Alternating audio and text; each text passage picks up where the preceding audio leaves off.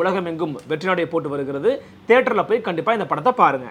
ஒருத்தருக்கு நியாய தர்மம்னு ஒன்று இருக்கும். MRL Realty's Nature's Enclave Coastal Heaven theme based resort villa plots ECR மாதம் 10,000 வரை assured rental income lifetime free stay at resort 30க்கும் மேற்பட்ட வசதிகளுடன் call 9962888888. நிம்மதி ப்ராப்பர்ட்டி மேனேஜ்மெண்ட் கான்டாக்ட் 7667008999. ஈரோடு தேர்தல் வேட்புமனு தாக்கலுக்காக மரியாதைக்குரிய அக்கா சீதாலட்சுமி அவர்கள் செல்லும் பொழுது வேட்புமனு தாக்கலுக்கு நீங்கள் பேரணியாக போகக்கூடாதுன்றாங்க. 2021 தேர்தல் அறிக்கையை பாருங்க, நான் டவுன்லோட் பண்ணியே வச்சிருக்கேன். தேர்தல் அறிக்கையை டவுன்லோட் பண்ணியே வச்சிருக்கேன். இதில் திருக்குறளை தேசிய நூலாக்க மத்திய அரசை வற்புறுத்தினாங்களா? கடும் ஊழல் புகாருக்கு ஆளாகியுள்ள அதிமுக அமைச்சர் மீதான புகார்களை விசாரிக்க தனி நீதிமன்றம் அமைச்சாங்களா? மொத்தம் கிட்டத்தட்ட தேர்தல் அறிக்கை வந்து 500க்கும் மேற்பட்ட தேர்தல் அறிக்கை. இதில் அவங்க முதல்ல சொல்லியிருக்கிற 100 தான். இந்த 100ல் 3 கூட நிறைவேற்றது. அதை சொல்லாதையும் சொல்லியிருக்கிறோம். 1 2 விட்டு போச்சுதா, நான் அதை மறுக்கலை, நான் உங்களை சொல்லி ஏமாத்த விரும்பலை. அந்த 1 2 தெரியும்ல, 1 2ன்னு சொல்லி செஞ்சிருக்காங்க. நாம் தமிழர் கட்சியோட போட்டி போறதே கால கொடுமைங்க அப்படின்னு சொல்லி பேசுறாரு. ஆட்ட நாயகன் இந்த தேர்தல் வாக்குறுதி அப்படின்னா, இந்த தேர்தல் வாக்குறுதி தூக்கிட்டு போகாம ஏன் எலுமிச்சம்பழத்தை தூக்கிட்டு போறாரு? நீ வாக்குறுதி நம்புறியா இல்ல எலுமிச்சம்பழத்தை நம்புறியா? எப்போ கூட்டணி வைக்க போறீங்க பிஜேபி கூட? அதாவது ஹெச் ராஜா அவர்களும் மாரிதாஸ் அவர்களும் தமிழிசை சவுந்தரராஜனும் அண்ணாமலையும் அவங்க ஆதரிக்கிறாங்க. அந்த ஆதரவை நாங்கள் ஏற்றுக்கொண்டோமா? அமைதியா இருக்கிறீங்கல்ல. நீங்கள் போற்றக்கூடிய தமிழ் தேசியத்தின் தந்தையாக கருதப்படக்கூடிய பாவலரேறு பெருஞ்சத்திரனார் அதனால இன்னைக்கு விமர்சிக்க கூடாது. மொழி விவகாரத்துல சிறியார்னு சொல்லிட்டாரு. மொழி விவகாரத்துல மட்டும் இல்ல, மொத்தமாவே அவர் சிறியார் தான். இல்ல நீங்க அவர் எதுவுமே செய்யல, அவரை முழுசா நிராகரிச்சிருங்கன்றீங்களா? அவன் எங்களுக்கு தேவையில்லைன்றா. இல்ல இந்த இடத்துல தான் உங்களோட பிஜேபி வந்து ஒண்ணு சேர்றாங்க. நாங்களும் தான்ப்பா பண்றோம், எங்களால செய்ய முடியல, எங்களுடைய எந்த செயல்பாடுகளையும் மக்கள் நிராகரிச்சிட்டாங்க, நீங்க பண்ணுங்க அப்படின்னு பிஜேபி கொடுத்த அஜெண்டான்றாங்க. பெரிய புராணத்திலையும் முரண்பாடுகளின் மூட்டையா மிக மோசமான பிற்போக்குத்தனங்கள் இருக்கு, ஏத்துக்கிறேன்னு கேக்குறாரு ஆராசா. பக்தி இலக்கியங்கள் தானே தமிழ் ஒரு காலத்துல வளர்த்திருக்கு. அதுல இருக்கிற மூட நம்பிக்கையை ஒழிப்பதற்காகத்தான், எதிர்ப்பதற்காகத்தான் பெரியார் மோசமா பேச ஒரு தனிப்பட்ட வெளிப்பாடுங்க. உங்களை ஏத்துக்கிறேன், அண்ணன் துரைமுருகன் சரியா இருக்கிறாரு, சரியான விஷயங்களை பண்றாரு, அண்ணன் சீமான் சரியானு சொன்னா எப்படி நீங்க ஏத்துப்பீங்களா? அதை நான் சீமானுடைய வழித்தோன்றதெல்லாம் நான் நிக்கிறேன். பெரியார் வழித்தோன்றதுன்னு நானே. தமிழ் தேசியத்தின் முதன்மை எதிரியா நீங்க யாரை பாக்குறீங்க? ஆரியமா திராவிடமா? ஆரிய திராவிடம். இனப்பற்று மொழிப்பற்று கூடாதுங்க. இனப்பற்று மொழிப்பற்று இல்லைன்னா அவன் யாரு? அவன் போனோம். அருள்மொழிவர்மனுக்கு இனப்பற்று மொழிப்பற்று இல்லைன்னா நீங்க யாரு? நீங்க யாருங்க? கண்டது வாய்க்கு வந்தது அன்னைக்கு இருந்த சிவாஜி கிருஷ்ணமூர்த்தி தான் பெரியார். இந்த மாதிரி வந்து நீங்க ஒப்பீடு செய்யணுமா? அதாவது திராவிட கட்சியில திமுகவில் இருக்கக்கூடியவர்களே பெரியார் எதிர்ப்பட பல மகிழ்ச்சி. இந்த மாதிரி சொல்லி நீங்க திமுக ஒரு குழப்பத்தை உருவாங்க. சத்தியமா சொல்றேன், நான் தமிழ் மேல சத்தியமா சொல்றேன். என்ன புத்தகம் மகாகவிதை மேல வைரமுத்து மேல சத்தியம். பெரியார் பேசின கட்சி திமுக, நீ என்ன பண்ணீங்கன்னு கேளுங்க, அது நியாயமான கேள்வி. அந்த நிலைப்பாடு அதுதான் வரும் அடுத்த ஸ்டேஜ். இதை உடைச்சாதான் நாங்க வர முடியும். பெரியாரிஸ்ட் எவனுக்குமே சமூக பட்டே இருக்காது. பேசுவான், விபச்சாரின்னு பேசுவான், அடுத்தவன் பொண்டாட்டி பத்தி பேசுவான், அடுத்தவன் அம்மாவை பத்தி பேசுவான்.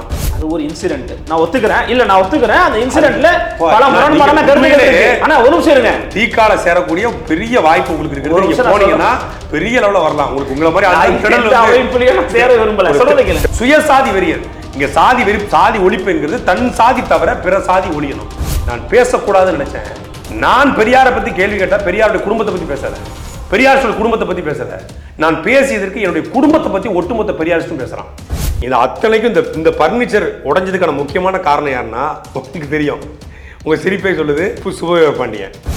எந்த ஈரோட்டு பகலம்னு சொன்னாங்களோ அங்க வச்சு உடைப்போம், அவங்க முடிஞ்சதை பார்த்துக்கிட்டோம் அப்படின்னு ஒரு தயாரிப்பு பேசுவீங்களா? 100 விழுக்காடு பேசுறேன். வீழ்த்த முடியாதுங்களா? கைதானா என்ன பண்ணுவீங்க? பண்ணட்டுமே, பண்ணட்டும்ங்கிறேன்.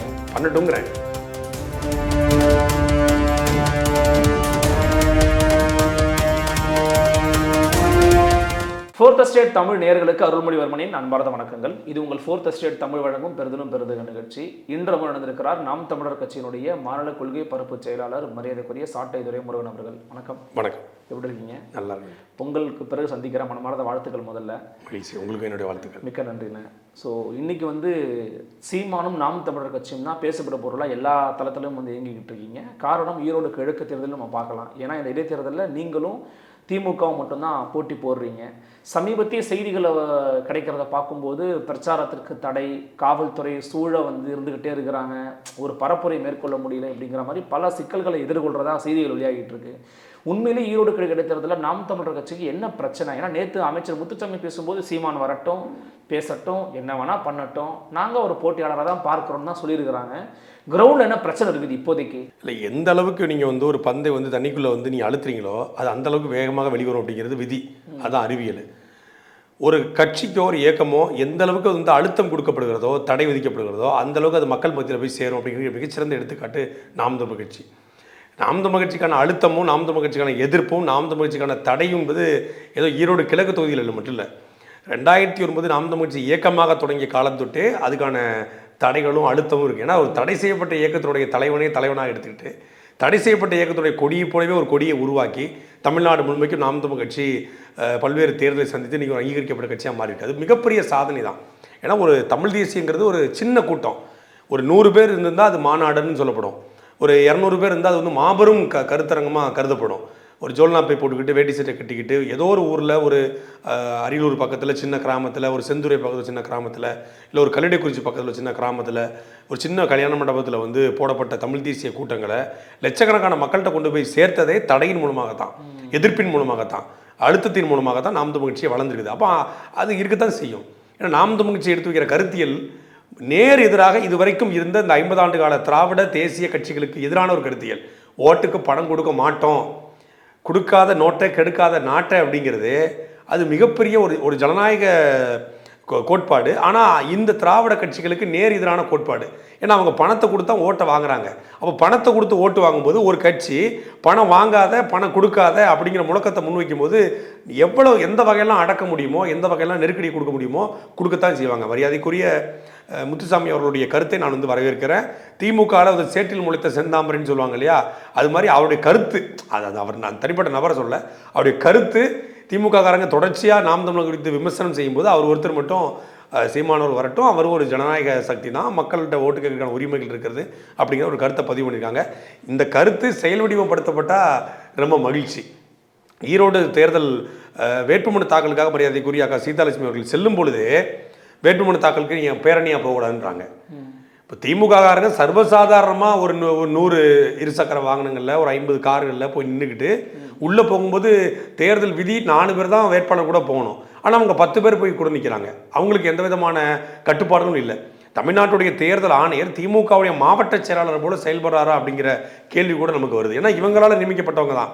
அப்போ எந்த அளவுக்கு அவங்க திமுகவுக்கு ஃபேவராக இருக்காங்க அப்படிங்கிறத ஈரோடு கிழக்கு தொகுதியில் பார்க்க முடியுது. அதை தாண்டி மக்களிடத்தில் இந்த திமுகவுடைய 4 ஆண்டு ஆட்சியினுடைய மோசடிகளை, அநீதிகளை, அக்கிரமங்களை, திமுக செய்திருக்கக்கூடிய பொய்களை, முதல்ல 2021 சட்டமன்ற தேர்தலில் திமுகவோட தேர்தல் அறிக்கை நான் கூட காணொலியாக வெளியிட்டு இருந்தேன். இதில் கிட்டத்தட்ட 97 விழுக்காடு அவங்க செய்யலையா? 97 விழுக்காடு செய்யலை. நீங்கள் வேணால் வந்து www.dmk.in அப்படிங்கிற அந்த இணைய பக்கத்தில் டிஎம்கே மேனிஃபெஸ்டோ இருக்குது, தேர்தல் அறிக்கை இருக்குது, பல்வேறு ஆண்டுகளுடைய தேர்தல் அறிக்கை இருக்குது. 2021 தேர்தல் அறிக்கை பாருங்க, நான் டவுன்லோட் பண்ணியே வச்சுருக்கேன். தேர்தல் அறிக்கையை டவுன்லோட் பண்ணியே வச்சுருக்கேன். 21 அவங்க கொடுத்த தேர்தல் அறிக்கை வச்சுருக்கீங்க நீங்கள். இந்த 21 கொடுத்த தேர்தல் அறிக்கை தான். இதில் திருக்குறளை தேசிய நூலாக்க மத்திய அரசை வற்புறுத்தினாங்களா? கடும் ஊழல் புகாருக்கு ஆளாகியுள்ள அதிமுக அமைச்சர் மீதான புகார்களை விசாரிக்க தனி நீதிமன்றம் அமைச்சாங்களா?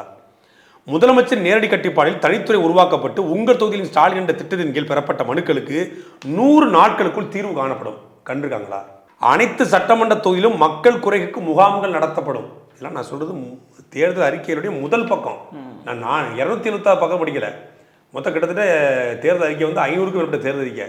இதில் அவங்க முதல்ல சொல்லியிருக்கிற 100 தான். இந்த 100ல் 3 கூட நிறைவேற்றலை. மகளிருக்கு உரிமைத்தொகை 1000 ரூபா, மாணவிகளுக்கு உரிமைத்தொகை 1000 ரூபா, தமிழ் மகன் திட்டத்தில் 1000 ரூபா, இலவச பேருந்து, இந்த 4ம் காலை சிற்றுண்டி, உப்புமா, இந்த 5ம் இந்த ஆட்சியினுடைய ஆகப்பெரிய சாதனை அப்படின்னு சொல்லி முதலமைச்சர் ஸ்டாலினுடைய ஆள் மனதில் போய் யாரோ சொல்லி நம்பி வச்சிருக்காங்க. ஐயா, நம்ம ஒரு பொற்கால ஆட்சியை கொடுத்துக்கிட்டு இருக்கோம். இந்த பொற்கால ஆட்சியில் இலவச பேருந்தும், மகளிர் உரிமைத்தொகையும், மாணவி உரிமைத்தொகையும், அதே போல தமிழ் மகன் திட்டமும், காலை சிற்றுண்டியும் மக்கள் கொண்டாடி தீர்க்கிறாங்க. காலத்துக்கு 500 ஆண்டுகளுக்கு நமக்கு தான் ஓட்டு போடணும்னு சொல்லி அவங்க மனசுக்குள்ள சத்தியம் பண்ணி கொடுத்துட்டாங்கன்னு சொல்லி ஸ்டாலினுடைய ஆள் மனதில் போய் எவனோ நம்ப வச்சுட்டான். சந்திரமுகியா நின்னா, சந்திரமுகியா நினைச்சா, சந்திரமுகியா மாறிட்டாங்கிற மாதிரி நல்லாட்சி கொடுத்து நம்பினாரு, நல்லாட்சி கொடுத்து நினைச்சாரு, நல்லாட்சி கொடுத்துன்னு சொல்லி நல்லாட்சி நான் நம்பிக்கிட்டு இருக்காப்புல ஆளு. அப்போ ஒரு தேர்தல் அறிக்கையில் அவங்களுடைய ஹீரோ என்று அழைக்கப்பட்ட தேர்தல் அறிக்கையுடைய முதல் 100 கூட அவங்க நிறைவேற்றல. அப்பட்டமா சொல்றாரு மரியாதைக்குரிய தமிழ்நாட்டுடைய முதலமைச்சர் பொங்கல் விழாவில் குளத்தூர்ல அவர் தொகுதியில் போயிட்டு தேர்தல் அறிக்கையில் நாங்கள் ஆக சொன்னதையும் செய்திருக்கிறோம், ஆக சொல்லாதையும் செய்திருக்கிறோம், 1-2 விட்டு போச்சுதா, நான் அதை மறுக்கலை, நான் உங்களை சொல்லி ஏமாத்த விரும்பல, அந்த 1-2 தெரியும்ல 1-2ன்னு சொல்லி செஞ்சிருக்காங்க. ஆனால் 1-2 விட்டு பிடிச்சி போயிருக்காரு. திமுக தேர்தல் ஆட்சிக்கு வந்து 2021 நல்லா யாவருக்கும் ஜெயிலில் இருந்தேன். ஜெயிலில் இருக்கும்போது அக்டோபர் மாதம் அப்போ திமுகவுடைய தலைவர் மரியாதைக்குரிய ஸ்டாலின் அவர்கள் பேசுகிறாங்க, 94 விழுக்காடு நாங்கள் வந்து சொன்ன வாக்குறுதி நிறைவேறிச்சு. எப்போ 2021 அக்டோபரில் ஆட்சிக்கு வந்து 5ஆவது மாதத்தில் திருப்பி 2022 திருப்பி நான் ஜெயிலில் இருக்கேன், புழல் ஜெயிலில் இருக்கேன். அப்போ பாளையங்கோட்டை ஜெயிலு, இப்போ புழல் ஜெயிலு. அப்போ சொன்னாங்க 90 விழுக்காடுனாங்க. திருப்பி நான் வெளியே வந்துட்டு 2023 காலகட்டம் ஈரோடு கிழக்கு தொகுதி பிரச்சாரம்லாம் போயிட்டு இருக்கு. அப்போ சொன்னாங்க 95 விழுக்காடு அப்படின்னாங்க. திருப்பி விக்கிரவாண்டி தேர்தல் பிரச்சாரம் நடக்கும்போது 90.2.2 3.2 அப்படின்னாங்க. திருப்பி இப்போ சமீபத்தில் வெள்ள நிவாரணம் நடந்துருக்கும் போது நாங்கள் 99.99 93.5 FM 106.4 ஹலோ எஃப்எம்ங்கிற மாதிரி புள்ளியில் தான் ஆட்சி பண்ணிட்டு இருக்காங்க ஒழிய 100 விழுக்காடு பண்ணிட்டாங்க. இல்லை இது பண்ணியிருக்கோம். எந்த ஆட்சியாலுமே 100 விழுக்காடு பண்ண முடியாது. எந்த ஆட்சியாலும் பண்ண முடியாது. நீங்கள் தமிழ்நாடு முழுக்க நீங்கள் பயணப்படக்கூடிய ஆள் தான்.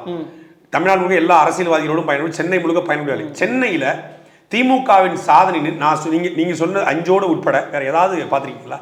திமுக சொன்னதுல இந்த 5ஐ தவிர்த்துட்டு இந்த 3000 ரூபாய் சிற்றுண்டி, அப்புறம் வந்து இலவச பேருந்து, இதெல்லாம் அவங்க சொன்னதுதான். இதை தவிர்த்துட்டு ஏதாவது செஞ்சிருக்காங்கன்னா கலைஞருக்கு செலவச்சிருக்காங்க, கலைஞருக்கு கோட்டம் கட்டியிருக்காங்க, கலைஞர் பேர்ல பேருந்து நிலையம், கலைஞர் பேர்ல நூலகம், கலைஞர் பேர்ல 2.5 ஏக்கர்ல சமாதி, அங்க விவேகானந்தர் சிலைக்கும் திருவள்ளுவர் சிலைக்கும் பாலம், கண்ணாடி பாலம் ஊரே எரிஞ்சுக்கிட்டு இருக்கும்போது அண்ணா யூனிவர்சிட்டி மேட்டில் ஒட்டுமொத்த நாடே பற்றி எரிஞ்சுக்கிட்டு இருக்கு. கடந்த பொள்ளாச்சி பாலியல் வன்கொடுமை நடக்கும்போது பாலியல் பலாத்காரத்தை கூட பாலியல் பலகாரம் சொன்னார் நம்ம ஸ்டாலின். பாலியல் பொள்ளாச்சியில் பாலியல் பலகாரம் நடந்ததுக்கான வட சுற்றி இருக்க மாதிரி பாலியல் பலகாரம் நாப்பில். அப்போ அதுக்கெல்லாம் பாஞ்சு எக்ஸ் தளத்தில் ட்விட் தளம் போட்ட ஆட்கள் இந்த அண்ணா யூனிவர்சிட்டிக்கு 15 நாட்களா ஒரு வார்த்தை பேசல. கடைசி சட்டசபையில் தான் பேசினார். சட்டமன்றத்தில் சட்ட திருத்த மசோதா சட்டம் நிறைவேற்றிருக்கிறாங்க, கொடுக்குறாங்க. அதில் நிறைவேற்றி தமிழ்நாட்டில் எத்தனை அரசாணை இருக்குது, எத்தனை ஜிஓ இருக்குது, எத்தனை குழு இருக்குது, எத்தனை ஆணை இருக்குன்னு உங்களுக்கு தெரியும், எனக்கு தெரியும். இன்னைக்கும் தமிழ்நாட்டில் தமிழ்நாட்டுடைய கடை தெருக்களில் தமிழில் 70 விழுக்காடுன்னு சொல்லி அரசாணை இருக்கு, போட்டது இவங்க தான். நிறைவேற்றிட்டீங்களா?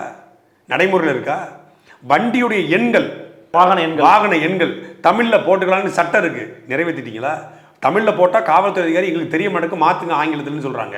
சட்டம் இருக்கு, அனைத்து சாதியும் அர்ச்சகராகலாம்னு சட்டம் இருக்கு. வயலூர் முருகன் கோயிலுக்குள்ள உங்களை அனைத்து சாதியும் உள்ள கூட்டு போயிட்டீங்களா? தமிழ் மொழியில் அர்ச்சனை செய்யப்படும்னு சட்டம் இருக்கு, ஆணை இருக்கு. தமிழ் மொழியில் அர்ச்சனை நடக்குதா?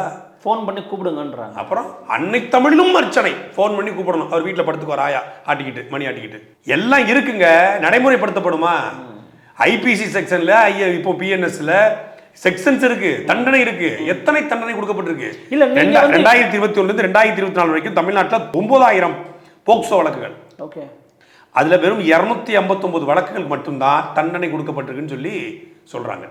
9000 வழக்கு தண்டனை கொடுக்கப்படலையே. எத்தனை பேருக்கு தண்டனை கொடுத்துட்டீங்க? எவரோ ஒருத்தன் ரயில் முன்னாடி காதலை தள்ளி விட்டான், 3 வருஷம் போராடி இப்பதான் தண்டனை. ஜெராக்ஸ் பெனிக்ஸ் 2 வரையும் கொண்டாங்க, தண்டனை கொடுத்தீங்களா? 5 வருஷம் ஆச்சு. 5 வருஷம் ஆச்சுலங்க. 2019-20 நடந்தது. உங்க ஆட்சிக்கு வந்து 4 வருஷம் ஆச்சுல. அந்த காவலருக்கு தெரியும் இவன் தான் அடிச்சான், ஸ்ரீதர் தான் அடிச்சான், கொம்பன் என்கிற அந்த அவன் தான் அடிச்சான், அடிச்சு கொண்டாங்க. பார்த்த காவலர் இருக்காங்க. மரியாதைக்குரிய நீதிபதி பாரதிதாசன் வந்து ஒப்புதல் வாக்குமூலம் பெற்றிருக்காரு. எல்லா எவிடன்ஸ் இருக்கு, சிசிடிவி கேமராக்கள் அளிக்கப்பட்டிருக்கிறது, முழுமையா இருக்கு, ஆவணங்கள் இருக்கு.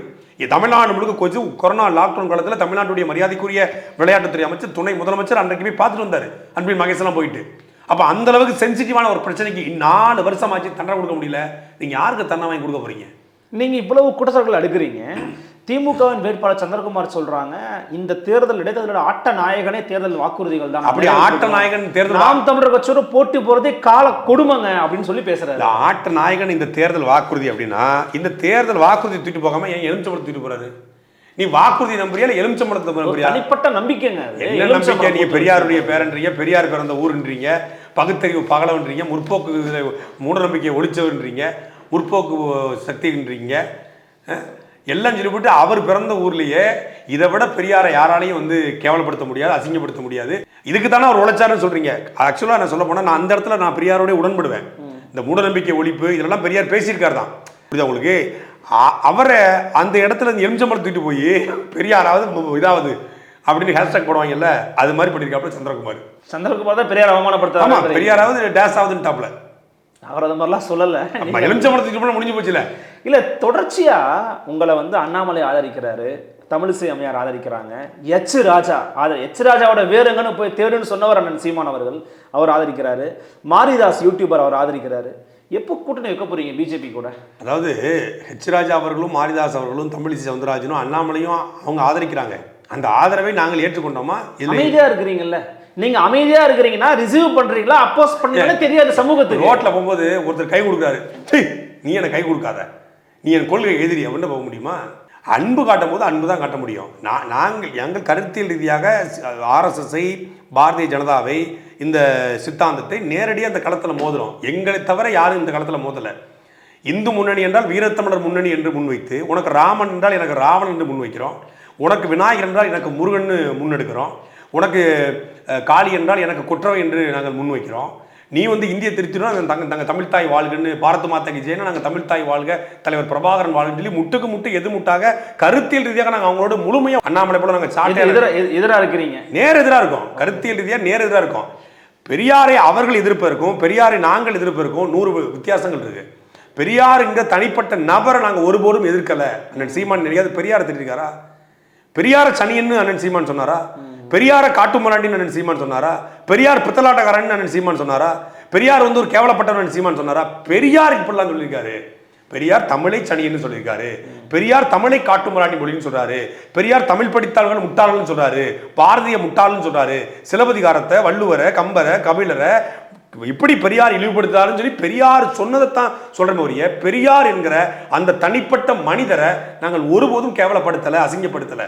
ஆனால் அவங்க அப்படி இல்லை. அவங்க கோயில் நுழைவு போகிற கோவில் ஆலயத்துக்குள்ள பெரியார் போன்னு சொன்னதை அவங்க ஏற்கிறாங்க. அவங்க வேற ஒரு கருத்தை முன்வைக்கிறாங்க. அவங்க ஆலயம் எங்களுக்குன்னு சொல்கிறாங்க. அந்த அடிப்படையில் அவங்க எதிர்க்கிறாங்க ஒழிய நாங்கள் எதிர்ப்பிருக்கோம், அவங்க எதிர்ப்பிருக்கோம்.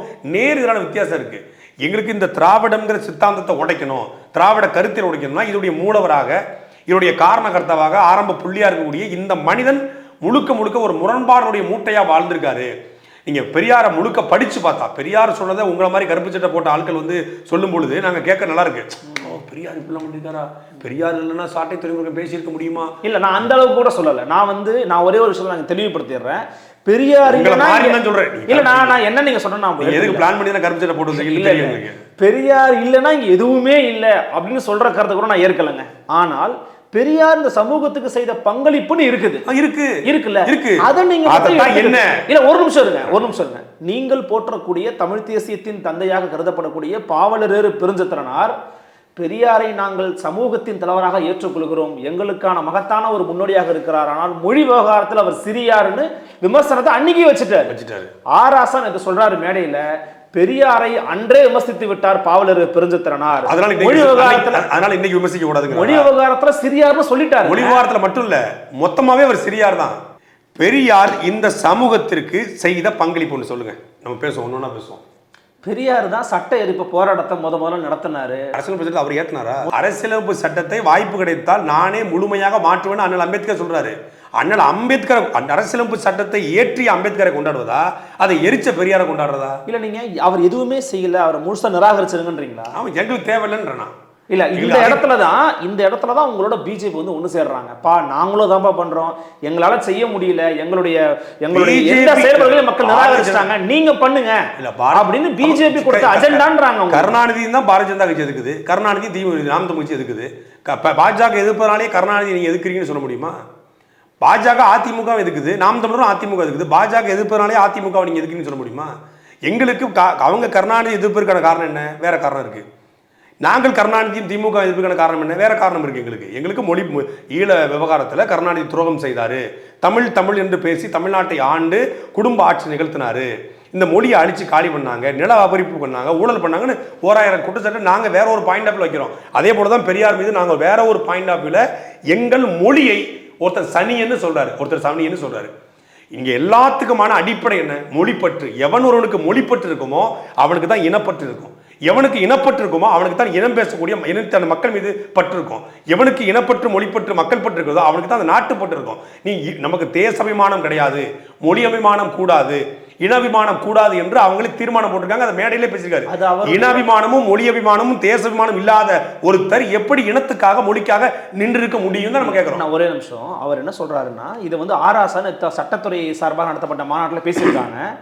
மொழி ரீதியாக ஒரு நிலைப்பாட்டை அவர் வெளிப்படையாக அறிவிச்சிட்டாருங்க. அவர் வந்து இப்போ ஏன் அந்த மொழி அவ்வளவு ரொம்ப காட்டம் விமர்சனம் பண்றாருன்னா, நீங்க மொழி அடிப்படையாக வச்சு பக்தி இலக்கியங்களை தான் முன்னிறுத்தி காமிக்கிறீங்க.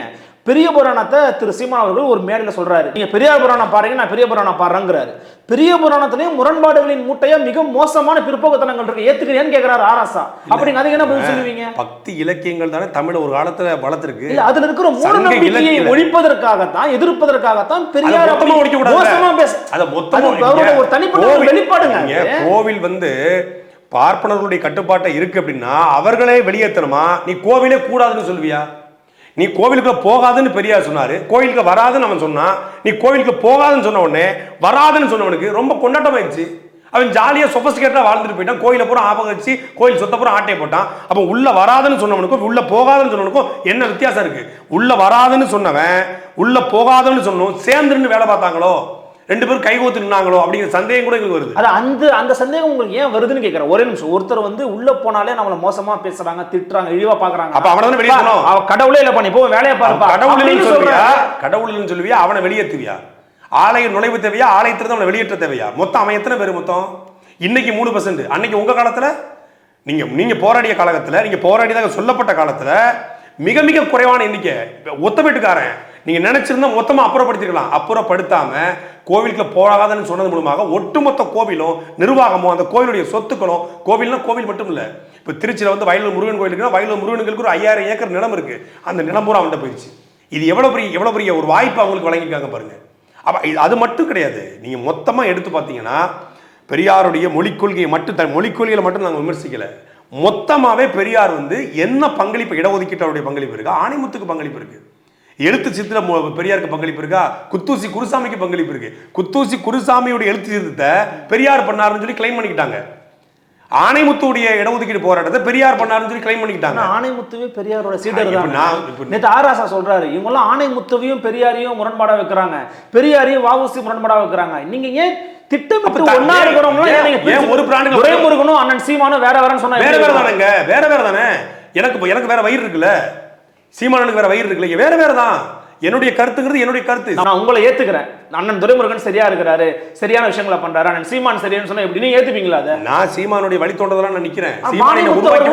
பெரியார் வழி தோன்றதுன்னா ஆணைமுத்து, ஆனா தனித்து அவர் வந்து பெரியார் செய்யாத பண்ணிருக்காருல்ல, தனி மனிதனா ஒருத்தர் பண்ணிருக்காருல்ல. நீங்க வாவுசி பெரியாரை எப்படி முடிச்சு போடுறீங்க? வாவுசி அவர்களே பெரியாரை பாராட்டி அந்த காலகட்டத்தில் இருந்த எல்லோருமே எல்லா தலைவர்களோடும் இணக்கமாகத்தான் இருந்திருக்காங்க. புரியுதா உங்களுக்கு? எல்லா தலைவர்களோடும் இணக்கமான போக்கை ராஜாஜியும் பெரியாருமே இணக்கமா இருந்திருக்காங்க. கருத்தியல் ரீதியா முரண்பட்டவங்க. அந்த காலகட்டத்தில் அரசியல் என்பது வேறு.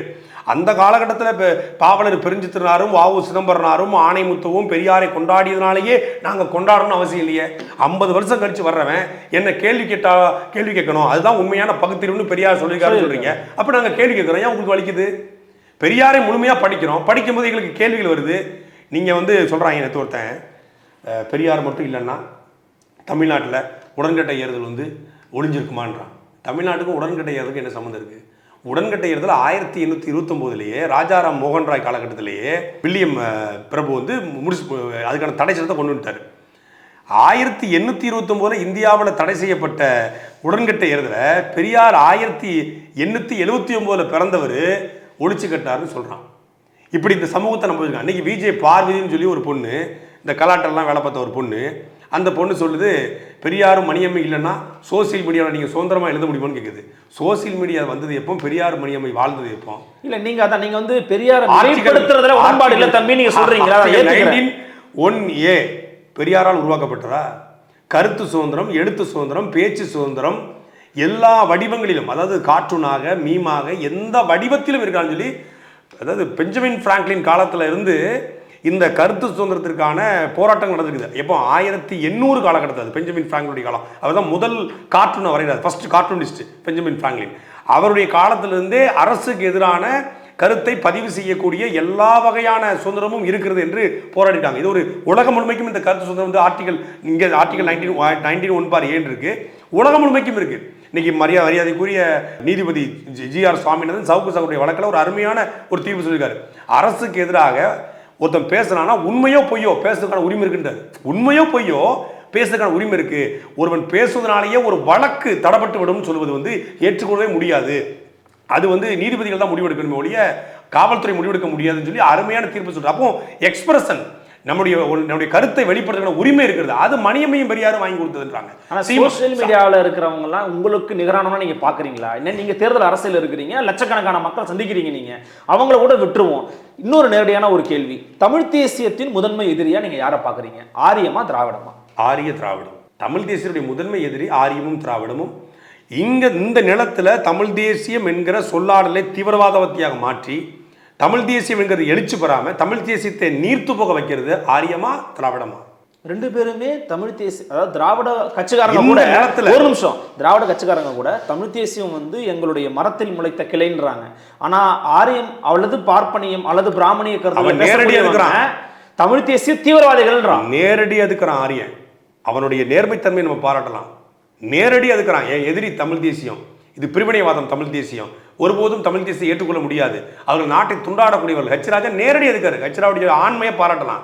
நீ என் பிள்ளை தான், என்கிட்ட இருந்து முளைச்சது தான், நீ தமிழன் கிடையாது, நீ திராவிடன், நீ திராவிடன். அவன் சொல்றான் தமிழன்றான். நான் இந்து, நீ தமிழன், நான் ஆரிய, நீ தமிழன்.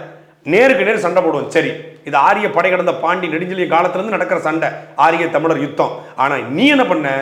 என்னை தமிழங்கிறவனை நீ திராவிடனா மாத்தி என் மொழியை சிதைச்சி, என்னை அழிச்சு, என் கலாச்சாரம் பண்பாட்டு கூறுகளை சிதைச்சி, என் குடும்ப கட்டுப்பாடுகளை சிதைச்சி, மொத்தமாக என் வாழ்விலே சிதைச்சதன் மூலமாக என்ன பண்ண? என்னை நீர்த்து போக செஞ்ச. எனக்கு இன உணர்வு மொழி உணர்வு இல்லாமல் போனோம். இனப்பற்று மொழிப்பட்டு ஒருத்தனுக்கு கூடாதுன்னா நீ என்ன யாருக்கு போராடுன? இனப்பற்று மொழிப்பட்டு கூடாதுங்க. இனப்பற்று மொழிப்பட்டு இல்லைன்னா அவன் யாரு? அவன் போனோம். அருள்மொழிவர்மனுக்கு இனப்பற்று மொழிப்பட்டு இல்லைன்னா நீங்க யாரு? நீங்க யாருங்க? இல்ல அப்படி அவர் சொன்னதனாலேயே யாருக்கா இனப்பற்று மொழிப்பற்று இல்லாம போயிடுச்சு. அப்படி இல்லாம சொன்னவனை எதுக்கு நான் கொண்டாடணும்னு கேட்கிறேன். இனப்பற்று மொழிப்பற்று கூடாது, இனமொழி தேவையில்லை. ஏன்? இனமும் மொழியும் மட்டும்தான் ஒருத்தனை இணைக்கும், சாதி மதமும் பிளக்கும். சாதி மதத்தை எதிர்த்து சண்டை போடுறதுக்கு இனமொழியே இருக்கக்கூடாது. மொத்தமா எல்லாத்தையும். அண்ணல் அம்பேத்கர் வந்து படித்தவர், பண்பாளர். அவர் சொல்றாரு, அவர் தேசிய விடுதலை பேசியிருக்காரு. இந்தியாவே வந்து ஒரு இனம் சொந்த கொண்டாட முடியுமா? அது தமிழர்கள் மட்டும்தான் சொந்த கொண்டாட முடியும் சொல்றாரு. ஆனால் அது படித்தவன், பண்புள்ளவன். இது படிக்காதவர், 3ஆம் கிளாஸ் கூட போகலை. கண்டது வாய்க்கு வந்தது அன்னைக்கு இருந்த சிவாஜி கிருஷ்ணமூர்த்தி தான் பெரியார். இந்த மாதிரி வந்து நீங்க ஒப்பீடு செய்யணுமான்னு நினைக்கிறேன். உண்மைதான். இல்ல வேற என்ன சொல்லலாம்? அந்த காலத்து நன்னில நடராஜன், அந்த காலத்து ஜெயங்கொண்டான், அந்த காலத்து நாஞ்சில் சம்பத்து, அந்த காலத்து சைதை சாதிக்கு. ஓகேவா? உங்களுக்கு கம்ஃபர்டபுளா இருக்கா? எனக்கு பெரியாரும் அம்பேத்கரையும் சமம் இல்லைன்றீங்க. அம்பேத்கர் மலைங்க, பெரியார் மடு. அவர் கொண்ட கொள்கையில 19 வயசுல என்ன கொள்கையோ சாகும் வரை அதே கொள்கை. இன்னொன்னு அதுதான் நீங்க இயல்பா நினைக்கிறீங்களா? ஒரு நிமிஷம் இருங்களேன். ஒருவருக்கு தன்னுடைய நிலைப்பாடுகள்ல மாற்றம் வந்துகிட்டே இருக்கும். அண்ணன் சீமான் ஒரு காலத்துல ஒரு நிலைப்பாட்டுல இருந்தாங்க, இன்னைக்கு மாறி இருக்காங்க. நான் ஒரு நிலைப்பாட்டுல இருந்தப்ப இன்னைக்கு நான் மாறி இருப்பேன், நீங்க இருந்திருப்பீங்க, மாறி இருப்பீங்க. அதே மாதிரி நிலைப்பாடு மாறுவது வேறு, மாற்றங்கள் மாறுவது வேறு. எல்லாருமே முரண்பாடுகளின் மூட்டை தான் சொல்றேன் நான். எல்லாருமே முரண்பாடுகளின் மூட்டை தான். இயல்பு டோட்டலா சேஞ்ச் ஆகுமா? அண்ணன் சீமான் வந்து படிப்பனையால் மாறினாரு. பெரியார் படிப்படியாக மாறினாரா? சீமானன் பல தலைவர்களை பின்பற்றார். பெரியார் அவரே ஒரு லீடராக வந்தார். ஆனால் சீமானன் பல தலைவர்களை பின்பற்றினாங்க. அந்த தலைவர்கள்லாம் துரோகம் செய்ததால், அந்த தலைவர்களெல்லாம் ஏமாற்றியதால், அந்த தலைவர்களோடு சேர்ந்து அவர் ஒரு கருத்தில் ஏற்றுக்கொண்டு வந்து திருப்பி எல்லாம் தெரிந்த பிறகு அவர் வேறொரு பாதையை போட்டு போனார்.